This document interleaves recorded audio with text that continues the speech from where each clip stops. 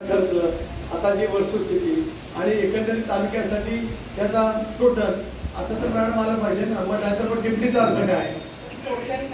तालुक्यामध्ये वेगवेगळ्या योजना अंतर्गत प्रामुख्याने सार्वजनिक बांधकाम विभाग,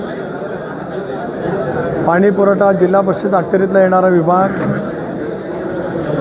जलजीवन योजना अंतर्गत झालेली कामं, त्याचबरोबर ती जिल्हा परिषद अंतर्गत झालेली कामं, मुख्यमंत्री ग्राम सडक योजना, पंतप्रधान ग्राम सडक योजना, पंतप्रधान आवास योजना, शहरांतील घनकचरा प्रकल्प अशा वेगवेगळ्या विषयावरती या ठिकाणी चर्चा झाली.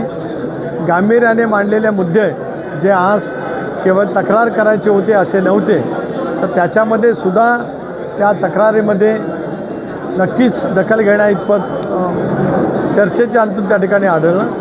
या दृष्टिकोनातून मी प्रांतांना सूचना दिलेल्या आहेत की त्यांनी या प्रत्येक तक्रारीच्या संदर्भातला एक सविस्तर अहवाल माझ्याकडे द्यावा. त्याच्यामध्ये काही सुधारणा करावी अधिकाऱ्यांनी त्यांच्या कार्यप्रणालीमध्ये अशाही सूचना दिल्यात न पेक्षा या सर्व कामांची चौकशी करण्यासाठी मला त्या दृष्टिकोनातून पावलं उचलावी लागतात.